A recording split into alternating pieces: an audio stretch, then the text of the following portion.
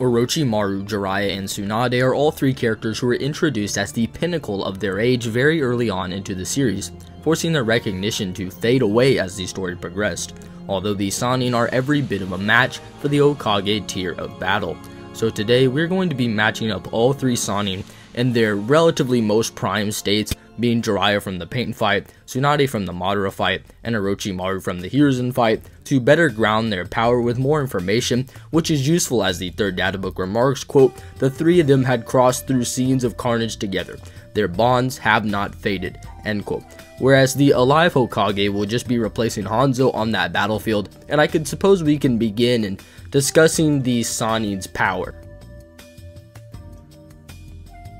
Beginning with the set benchmark of Orochimaru, upon his introduction, he will be stated in the first fanbook to be the most evil and powerful of all village enemies, which is extremely consistent for this era, as the second anime profile guides notes how some people say Orochimaru is the strongest Sannin through his superior ninjutsu and blood-curdling stares, which is supported by Ebisu's very testimony stating that, quote, "Some say the abilities surpass those of the Hokage. He was without a doubt a most feared and powerful figure of the time," end quote. And there's also more statements, such as how the Anbu were just terrified of what Orochimaru was going to do to them. Was he going to kill the Hokage, destroy the entire village, whatever? Now, corroborating more upon this, following the death of Hayate, Hiruzen immediately assembled all the top Jonin to discuss the inevitable attack at the hands of Orochimaru, who was mentioned in the assembly to be more than powerful enough to take down even a small country alone, with the other villages likely also being attentively aware of this and hopes to win his favor in part to not only his grudge against Konoha,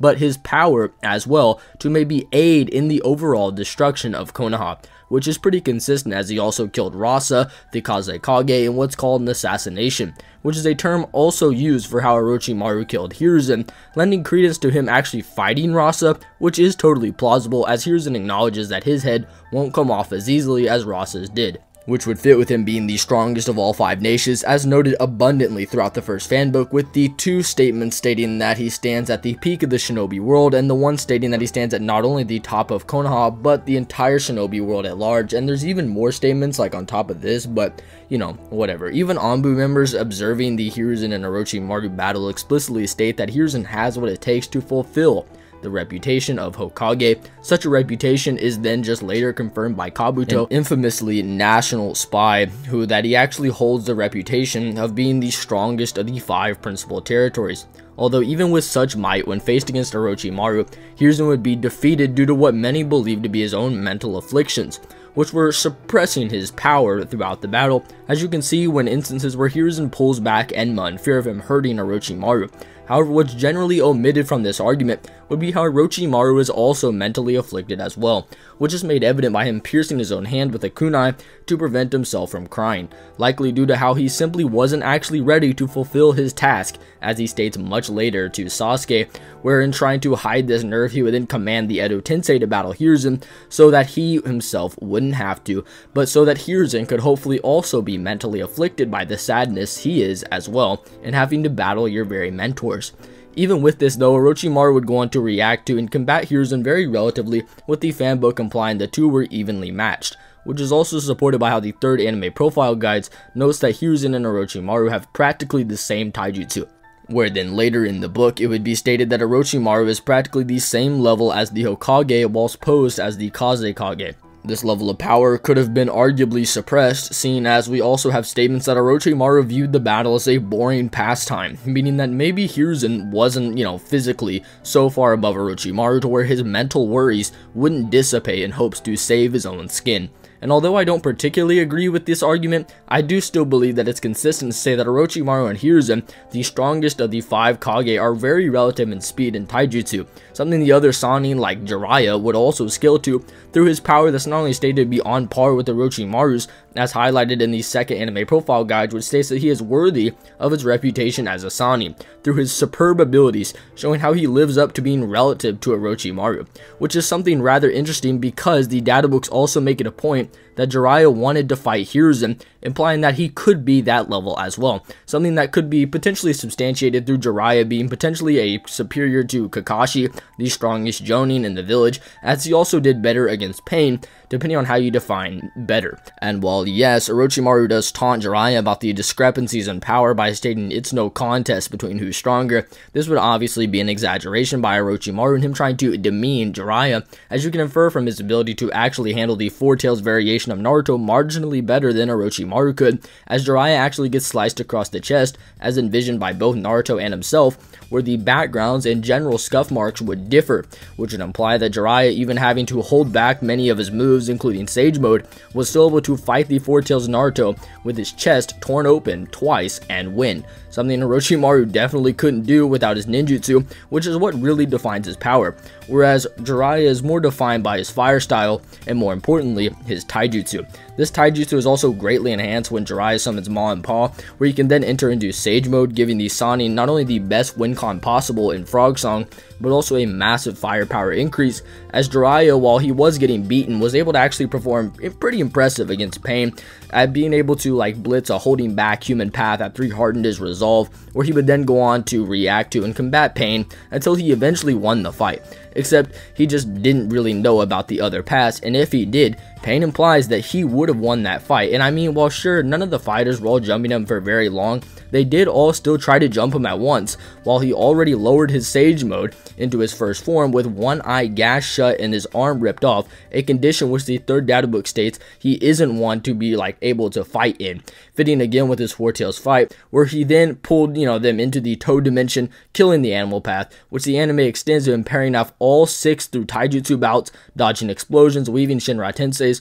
all whilst pulling them underwater, where he then continues to battle. And yes, I did say first form, seeing as Jiraiya actually does have a first form and second form, where his face actually covers up with more chakra, allowing for the more senjutsu to give greater boost to his ninjutsu, genjutsu, and taijutsu. So yeah, Jiraiya is actually offering a lot to the table, and neither Tsunade nor Jiraiya are heavily lacking behind Orochimaru by any means. Each of the 3 Sannin are fighters powerful enough to fight equally alongside each other in a fashion so impressive that their skills and reputation increase thrice-fold when working together, which would allow for their powers to shine even greater than before as the last time they fought alongside one another, which would allow for them to perform better and use their styles to their advantage. For example, Orochimaru's primary choice of combat would be his vast array of ninjutsu that the 1 Decade 100 Ninja Guide says consist of every jutsu in Konoha, which would probably be something like his wind jutsu, which is applied to create hurricanes, and the knowledge of jutsu could very well be also how Hiruzen is probably aware of every jutsu in Konoha, which would align with how he is said to have 1,000 genjutsu alone. Therefore, Orochimaru would actually be able to fight in a more ninjutsu focused way, while Jiraiya does seem to prefer his taijutsu and senjutsu style of fighting. His ninjutsu is no joke either, with it also being stated to make the shinobi of other nations tremble since the times of war, and this vast array of jutsu would include fire style attacks like his flame bombs and even flaming Rasengan, as shown in the 1 Decade 100 Ninja Guide, which he could use to ignite his toad oil, which would then cover the entire battlefield, allowing for Tsunade to come in and use her mitotic regeneration to simply heal through that damage like how the Storm games display. Tsunade's taijutsu is also just unmatched and allows for her to be the perfect leading character to literally any fight, as shown against Madara, where through their efforts they force Madara to substitute out a clone due to their pressure, while Tsunade has 2 blades directly in her stomach. And with her power that's stated to be every bit of a match for the other 2, she also leads them in battle against Hanzo, as she seems to be the center ninja commanding the plans of attack, something that the third data book backs up consistently with remarks about her notoriously adept leadership skills.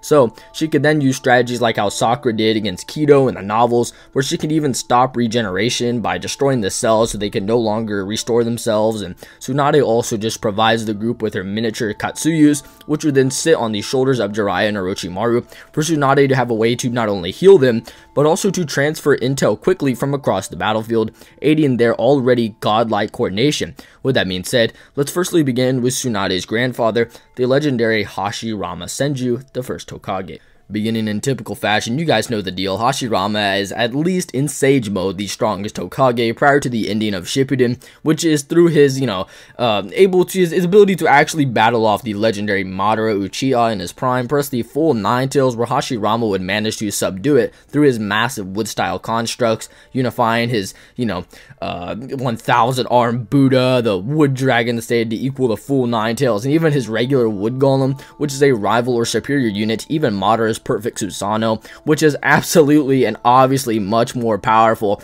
than any lower form of the ones that like Tsunade and the 5 Kage were battling against. Madara using a replication of Hashirama's jutsu gave the 5 Kage also quite a bit of trouble in the Deep Forest Emergence and Bloom, which Hashirama would also likely be able to replicate, making it so that Hashirama is a fighter with many ways to victory, especially when coupling this with his speed that's rivaling Madara's, who is not only able to react to KCM2 Naruto, but he's also stated to be the strongest Uchiha, which will place him above Obito, who can react to KCM2 Naruto's, attacks like multiple times. Stack on the fact that the Sannin are all generally below KCM1 in speed, it should be pretty clear that Hashirama would win this fight 10 out of 10 times. Following Hashirama up with his younger brother Tobirama, we have a combatant who, albeit is weaker than Hashirama due to things like Sage Mode and his wood style that carved out Konoha, but he actually is still able and more than capable of keeping up with a base Hashirama in regards to combat speed, as shown when the two fighters are revived and forced to battle Old Man Hiruzen and what would be called a Hokage level clash,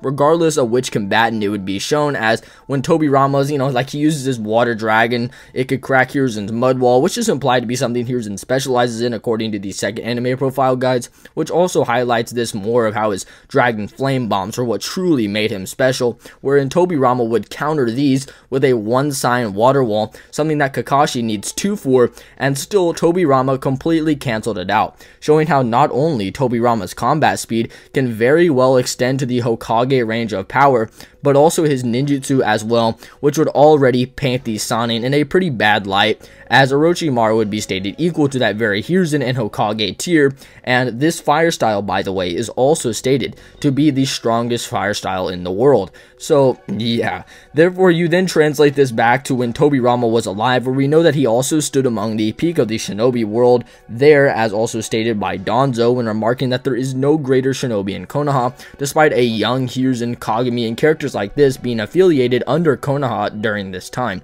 And again, his ninjutsu would also seek to live up to this, as the 1 Decade 100 Ninja Guide actually states that Tobirama used to create tsunamis or seas, depending on how you translate it, which would also be coupled with jutsus like his water lance, which is implied in the same guide to be amongst the highest levels of piercing power at that time, which would extend up to chapter 456, which would therefore include all of Sage Jiraiya and Hydra Orochimaru's attacks, meaning that we can get like a legendary clash between Jiraiya's flaming Rasengan and Tobirama's water lance, but I digress. Tobirama also has his War Arc Jutsu, which are like his Severing Wave, which can cut the God Tree, and his Heavily Weeping, which prompted Madara to utilize a hand of his Susanoo to block it, potentially implying that it was too fast for him to dodge or too powerful for him to chance it, although another likely interpretation would just be that Madara is flaunting around his power as he's much more powerful than he is, and decided to display his Susanoo mastery as a testament to what he just previously said of Tobirama boasting the fastest speed in the past, which could imply numerous things, as I'm sure you know. Tobirama wasn't known for either his strength or water style, regardless of how impressive they may be. He's always regarded as a speedster, as again, he would be relative to a base Hashirama, meaning that Madara could be implying that Tobirama at one point was faster than both Madara and Hashirama in their primes. Hashirama just prior to going to the Final Valley, which would be consistent with where the basis would have to be taken from, where it would be during their time that Tobirama blitzed Madara's right-hand man and brother Izuna in an instant, which Madara didn't really witness with his own eyes and likely could have attributed to speed, to that which, was aided by the FTG at least, and how it allows for one to capitalize on things that were much faster than themselves. And although I don't agree with this, I do think you could also say that in order for Madara to know the Edo Tensei Jutsu, he would have had to copied it from Tobirama in another battle, which would be another battle where he also could have believed that Tobirama was the fastest shinobi in. So, my interpretation could just be like this, or that Madara simply isn't accounting for Sage Mode Hashirama and Madara's peak speed, and is accounting for the FTG and whatnot, or it could just be like of Tobirama's age, like after he went into hiding and Hashirama was dead. However, with such speed, he was able to actually react to a charging Jubito via firing out bombs, likely out of his hand, where they would then replicate in a similar fashion to the tandem paper bomb tags, and place an FTG seal where his hand would already be in line at, something revived Hiruzen could also do when reacting to a Jubito through also moving part of his upper body. And while yes, Hiruzen is from his Orochimaru fight, seeing as there are 4 to 5 wrinkles, where, he only has 3 during the Uchiha Massacre and 2 during the Nine Tails attack, he still has 0 mental afflictions and isn't physically nerfed due to the chunks of chakra thrown away in the shadow clones during that fight, hence to why Tobirama should still be faster than Hiruzen, as Jubito's power is just fluctuating and can't be pinpointed at any time. But if you want to say that he's relative to himself all the time, then Hiruzen is faster, but I don't really like that, because we also know verifiably that Tobirama is most certainly beyond both KCM 1.5 Naruto and the Ame Sasuke and his Susanoo, as shown when Tobirama is shown capitalizing on their combo attacks that intercept those two, like along with him also being able to use body flicker to then intercept the TSO placed on Minato, reacting relatively or faster than Sasuke's Susanoo hand, which would obviously scale above a regular Itachi, who absolutely smashed Orochimaru through a 3 Tomoe Genjutsu. Now, I would concede that Orochimaru gets stronger by that point and can break Sasuke's version of the same jutsu. It still doesn't really matter, as he does directly concede that their 3 Tomoe Itachi is above them in both the anime profile guides, and the manga, which makes it even worse due to the anime having Itachi make remarks that all of Orochimaru's jutsu are worthless, and something that also is probably true, as Itachi, whilst blind and feeling things out, was able to slice up and seal Orochimaru's Hydra, which is still underrated, as the 3rd data book states, quote, "The serpent crushes the Uchiha hideout by simply slithering over it,"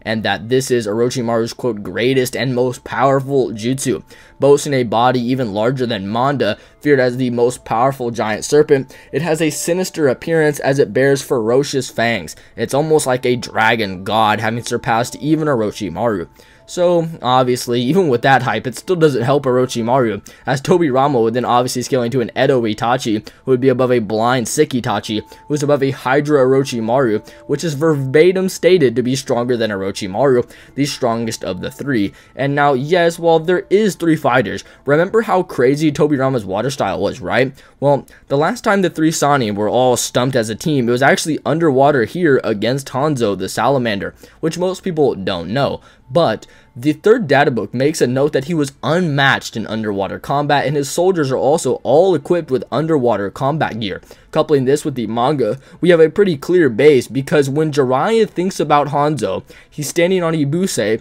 whose feet are in the water, which is actually another shot of this panel here, where you can see that Hanzo is coming out of the water, and the 3 Sannin are on the back foot. Another shot from Nagato then confirms this further, showing how Hanzo was actually able to fight the Sannin so well due to them being underwater. So now, take Tobirama's blitz levels of speed, couple it with his already ridiculous water style, and you have a pretty simple case for Tobirama having a massive edge here. Now, I will say that Tsunade does offer a pretty good counter to Tobirama's MO of trying to let the opponent be sure of victory before making his ultimate move, where Tsunade could actually keep the groove fully healed up, so that if and when Tobirama would try that, it's not against the usual more fatigued opponent, but rather a much more fresh 3 Sannin. But if that, I would see that Tobirama would do something to counter this, something akin to like Madara, where he'd simply just focus on her first, trying to get a mark so that he could just slice her head off, as we know that she can activate the 100 healings instantly, and it actually allows for her to not only regenerate limbs but organs as well,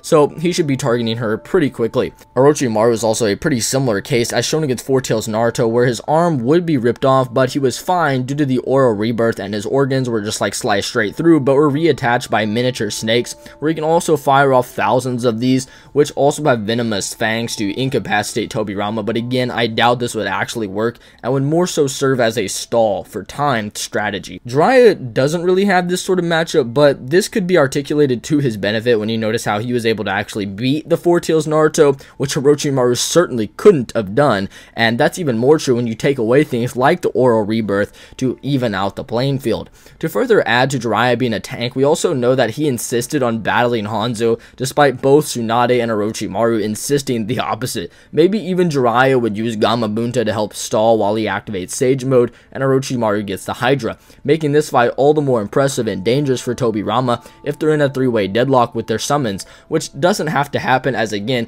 if Tobirama were to flood the battlefield or just utilize the surrounding water as Hanzo's battlefield, and a majority of the rain village is just water, which could also allow for Jiraiya to gain the usual edge as well through his Gamegakure Jutsu, which he used to infiltrate the rain village and suppress his noticeably strong chakra, which would be something Tobirama alongside Minato could later sense throughout the battles. The third data book also makes a note that, quote, in fresh water, the toad can dive up to 328 feet. The inside of a toad is a barrier space that blocks chakra from being detected by a sensory type ninjutsu. End quote. This would allow for Jiraiya to fight Tobirama at his own game, where he could just then like emerge out to blast flame bombs, which even if you were to assert that they were relative to Hiruzen's flame bombs, as they could be relative in base, you would also then argue that Jiraiya could blast out the giant flame bombs, which are over 10 times as large as his regular ones and are perfect for covering corridors or large spaces. This should also give an idea of how much more powerful the big ball Rasengan would be, but I digress. I would also still have to concede that Tobirama should be able to use something like the Flying Raijin to move around it and potentially evade it if he wants to preserve his chakra, because, I mean, the three Sannin are all chakra monsters, so a stamina battle probably isn't the best chance for Tobirama. Orochimaru could also use something like, I don't really see brought up, is like his snakes that he used to crush Konoha, which are basically just like no-name background like snakes, but they would at least give Tobirama more incentive to play a quick and mobile game rather than trying to beat the Sannin at their own game. His best bet would likely be him noticing that, exact point and choosing to then blitz around them as best as he can, whilst also trying to discern their slippery tactics, like Orochimaru's mandala of endless snakes formation, which creates countless snakes that are poisonous, as we mentioned earlier. So Tobirama probably should be trying to not stay in one place for very long. Tobirama will also just be picking off all the opponents one by one, which would likely include the summonings depending upon their level of inference, plus the Edo Tenseis of Orochimaru like Hashirama, the third Kazekage, and Tobirama himself, who albeit won't be as strong as this normal Tobirama, he should still be really strong, as in the anime. Hiruzen notes that Hashirama has the same mighty strength as always, which does not mean that he's the same power, but rather his strength is still described as mighty as always, which aligns with how Hashirama, and Tobirama I guess, are relative to Hiruzen, who stands at the top of the shinobi world as the Hokage level. Therefore, them being there is just more pressure on top of Jiraiya having Ma and Pa, who is a fighter that's relative in combat to fighters like Sage and Naruto, hence why Jiraiya concedes that he's a baby in swaddling clothes compared to Ma and Pa, with them also having the Frog Song, which would almost certainly drop Tobirama and grant the Sannin the win if he isn't fast enough or keen enough to strike the opponents in the proper order. But yeah, Tobirama just being much faster and stronger simply does have a lot more methods of attack, making this battle more drawn out, but through that speed advantage, he should be able to at least move around the Sannin and the other fighters in a proper fashion to then come out with a win, as long as he does take the correct, orderly approach. But you just have to remember that even if you don't subscribe to Tobirama's higher ends, maybe you think he's a little weaker or whatever, you still have to acknowledge that Tobirama is at least like able to stay relevant in a fight against Jubito, where his quick wit and will to action allowed for him to lead the squad of KCM 1.5 Naruto, EMS Sasuke, and dazed KCM 2 Minato. So yeah, Tobirama is just a high level fighter, whether you take his high ends or low ends. Now I want to quickly say that before moving on, yes, Tobirama was taken down by the Kinkaku unit, although that has basically no bearing on how he performed against the Sannin, as if he wouldn't have the terrain advantage that he has here, he wouldn't be fatigued like he was there, and most importantly, we have no clue who is in the Kinkaku unit, whether it was S-rank shinobi or Chunin. All Tobirama says is they were highly skilled, something interesting as he doesn't make remark about either Kinkaku or Ginkaku's presence, which he would have known due to his sensory, so they probably weren't even there, and it's just that 20 highly skilled shinobi killed a 50-plus-year-old Tobirama who was fatigued. But anyway, sorry for that. But anyway, Tobirama should most likely just probably come out with a win here like 5 to 6 out of 10 times, just due to those higher ends. Following up with his successor to Tobirama and mentor to all three Sannin, Hiruzen, who was actually pretty interesting going into this, and while he did initially open up the possibilities of Hiruzen, being superior to Orochimaru, seeing as he did better in the war arc without the nerf, despite having an Edo Tensei body. I would still like to also say that the interpretations of Orochimaru being stronger than Hiruzen could also be made through Ebisu's testimony of him being stronger, which Hiruzen also believes himself. So therefore, yes, this fight could be between like both Orochimaru and Hiruzen, has always been portrayed to be very close. So what would happen if you were to add Jiraiya and Tsunade? Well, it's fairly obvious. Hiruzen should probably lose, seeing as if he and Orochimaru had a fairly tough battle with the Edo Tensei through, not only the first and second Hokage, as shown through that battle, but also ones like the legendary third Kazekage reanimation that he used on both Sasori and Deidara in the anime, as we mentioned earlier. He could also still just use all three of these, plus the support of Tsunade and Jiraiya. Now, while sure, if we did limit the Edo Tensei and simply say that Orochimaru doesn't try to use it, then I could see some higher ends with Jiraiya trying to use fire style, yet getting overpowered by Hiruzen and his masterful use of his dragon flame bombs and whatnot. But him even using the adamantine Noi to combat both the Kusanagi blade and all their animal summons, as Enma is stated to be the strongest of all animal summons, where he and Hiruzen act more as partners rather than a tool and wielder, if that makes sense. Although the problem for this is that Hiruzen would also just be how he'd probably still get overwhelmed through the battle, especially as the fight wavers on, because both Jiraiya and Orochimaru are stamina beasts and will have access to their higher forms if the fight begins to slow down, where Tsunade could then take the lead, making it worse, seeing as her stamina is likely even better than the other two's through her 100 healings, making her fight with Hiruzen pretty promising, while Orochimaru activates the Hydra and Jiraiya tries to activate his Sage mode with Monpa. So, needless to say that the Sannin would definitely beat Hiruzen, or at least the Hiruzen who fought Orochimaru. But as for the more prime Hiruzen and Enma from the Ninetales attack, things could get a little more complicated even through the same scenario, where we'd have to ask ourselves two questions. A, how strong is this Hiruzen? And B, what does he have to quickly kill Tsunade? Hiruzen during the Ninetales attack should qualify for the statement of him being 10 years younger and capable of killing Orochimaru, making him, stronger than any base Sannin individually. However, taking it past their base forms would be pretty arbitrary, seeing as we know that Jiraiya, needing to fight pain, is coming to understand that his power to be, it needs to be above Hanzo, right? A man above all three Sannin, where he then decides to enter into his Sage mode, a form that he states makes him no longer of the Prodigal Three, but rather the Hermit Sage of Mount Miyaboku. Therefore, Hiruzen, through this, is definitely above the base Sannin and probably closer to their higher forms. A high interpretation with them would be like maybe saying that Hiruzen's actually confident in fighting the full Ninetales, a threat beyond KCM2 Naruto, as we can get to in a minute. So, if you don't take that into consideration, then with all of his assets, he could probably beat a KCM2 level fighter here. So, it's pretty crazy, but I would just have to say that he beats the Sannin, and if not, if we offer him a sort of middle ground interpretation between the higher forms of the Sannin and KCM2, then things are still pretty interesting,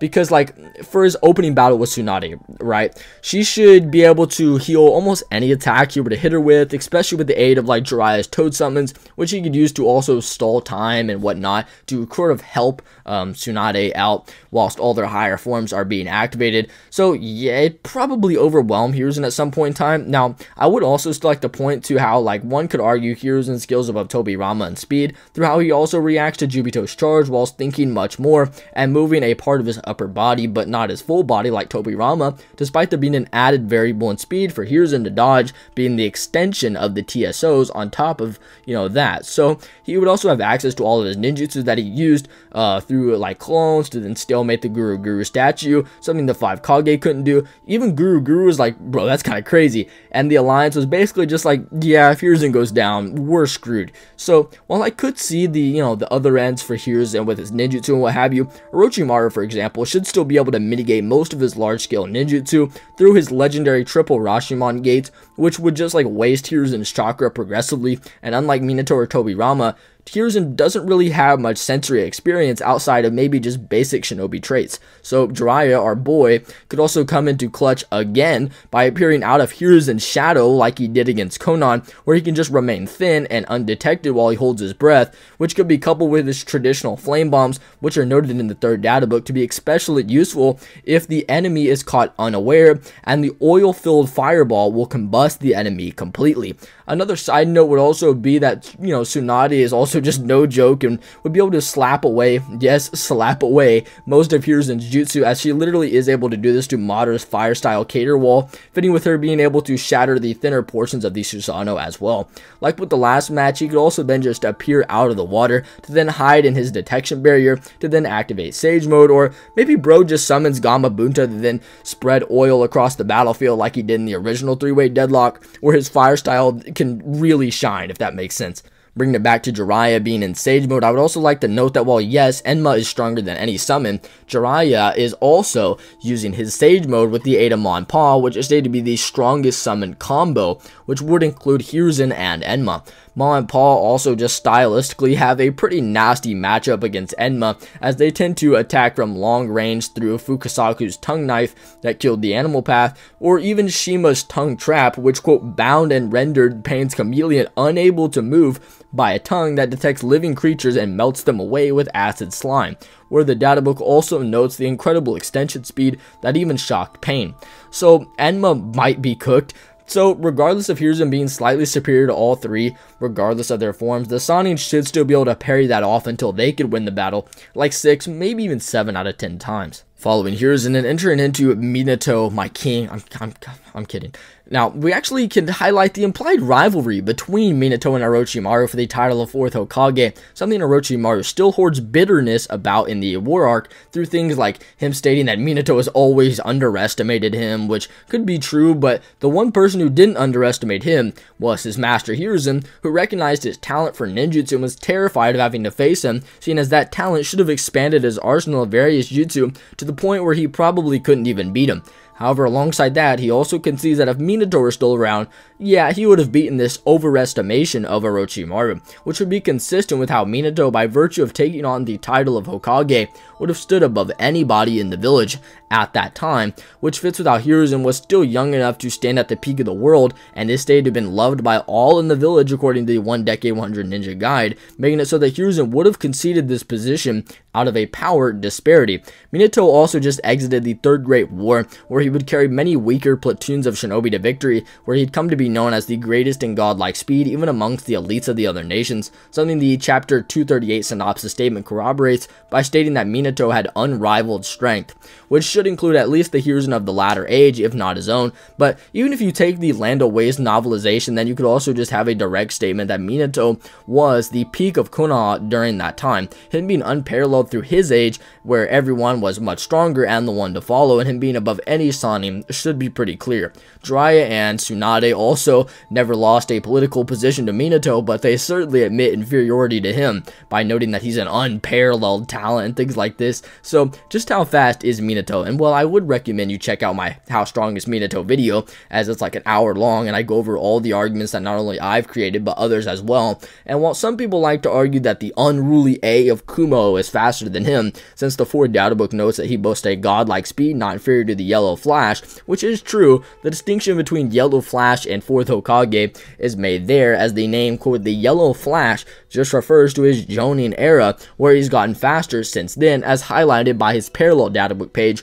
which notes that he's the greatest in godlike speed, fitting nicely alongside the chapter 538 synopsis statement of the 4th is even faster than Raikage. The real speed should be applied to Minato would be like derived from him blitzing all 4 Hokage to the battlefield, including Hashirama, which would also align with how Minato during his fight with the full Nine Tails was able to blitz it by intercepting its Paul Strike mid-swing to save Kushina, jumping across the entire village to summon Gamabunta, intercepting his nail, and most importantly, intercepting his Biju Bomb through cracking space and time itself without a sweat mark, where he would imply he would do this multiple times, something Shikaku, the smartest dude around, saw and instantly knew that nobody else on the planet could do anything like that, and it had to be Minato. What makes this so impressive would actually have to be how the Biju Bomb's projectile velocity parallels the Susanoo arrow, and how it pushes aside the water, like how the bomb pushes aside the houses. While the Susanoo arrow is actually a blitz level above the user, it's also a parallel to the Biju Bomb, as shown with Naruto's half mimic avatar.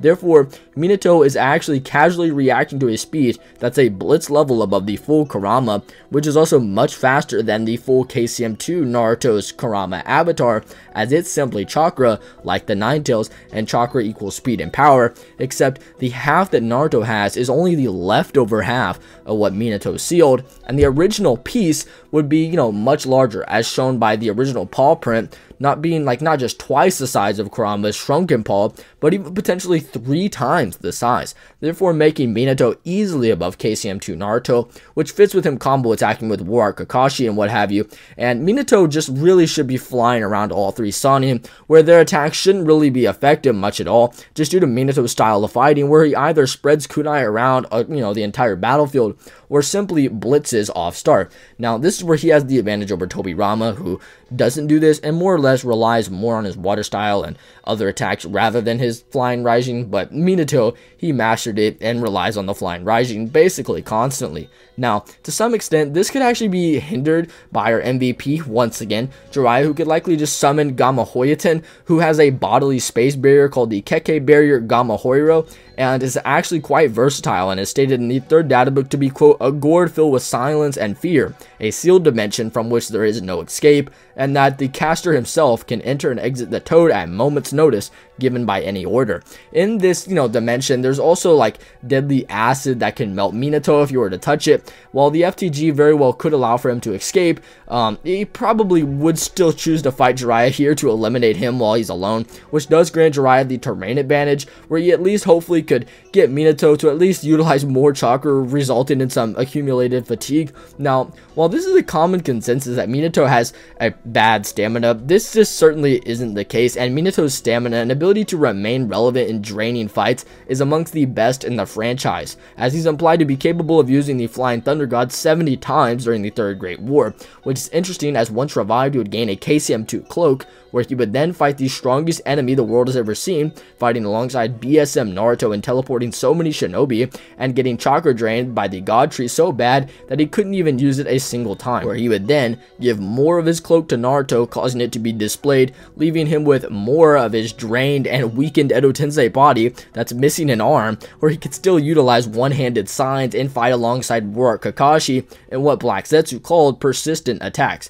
So by all means, Minato is still able to easily keep up with KCM2 level fighters and react to plus intercept 8 Gates Guy whilst being more fatigued than almost any character ever in the franchise. So regardless, once he exits the bodily space barrier, Minato could then just slice their throats, ending all 3 of them before any attacks or higher forms could really be taken into consideration. So yeah, Minato wins 9 out of 10 times. Skipping directly over the 5th Hokage, Tsunade, for obvious reasons, we now have the 6th and final Hokage of discussion. You're welcome. Kakashi, who, sure, at one point, was definitely inferior to Orochimaru and Jiraiya, with Jiraiya being chosen over him to be Hokage twice, likely in part to his power and hundreds of more mission experience. Orochimaru was narratively the superior to Kakashi, as Sasuke wanted to seek a higher, more sinister power than what he could ever get from Kakashi, which also fits with how Orochimaru fear-hacks Kakashi so bad he saw his head rolling off. However, this Hokage Kakashi isn't even comparable to that Kakashi we know and love. Hokage Kakashi is primarily shown throughout both of his novels, which take place following chapter 699, where he is now Hokage, and while many people are coming around to the idea of Kakashi being one of the strongest Hokage, some still say that, well, he lost the Sharingan, so now he's much weaker, which doesn't really work, seeing as Kakashi, in his, Hiden novel, is stated to have grown orders of magnitude since the time of when he fought Obito and Madara, therefore making this Kakashi not just 1 order of magnitude, being 10 times, but rather 100 times stronger than that, which would almost certainly make up for his loss of Kamui, which was really nasty to the point where some people would even argue that it would still blitz this Kakashi just by perceiving him and sniping his head off, although there's been a common faulty conflation between the Kamui speed and Kakashi's actual perception speed, which simply isn't the same. I mean, Obito literally puts his arm up and reacts to Kamui's activation, as pointed out by my buddy TG, but he's not actually moving at Kakashi's perception speed. So yeah, Hokage Kakashi is leagues above his War Arc MS self, despite losing it, although his stamina not only has greatly improved, but his jutsu arsenal as well has expanded handsomely. Kakashi now has the purple lightning, essentially a Raikiri but amped far beyond his previous limits. He's also capable of using a 30-foot tall quartz wall that surrounds an entire village for 3 days on end, whilst he was allocating more chakra to heal the damage it was taking over time, showing another testament to his stamina. He also has the fire style water mist, which is a flaming bird like mist that constantly protects him. So yeah, Kakashi doesn't even react to some rubble in the novel, and the mist simply does it for him. So with that, Kakashi is now a case very similar to Hashirama, where the stat disparity and jutsu disparity is just too insane for any of the Sannin to ever bridge back together. So if it isn't obvious, Kakashi also wins this match 10 out of 10 times. But what did you guys think? Do you believe that Kakashi would have done this good, or do you think, the Sannin should have clapped up Tobirama? Whatever take you do have, make sure to let me know in the comments below, and be sure to share this video with your friends, dog, grandma, bro, whatever. Anyway, subscribe if you haven't already. May God bless you all. Love you guys.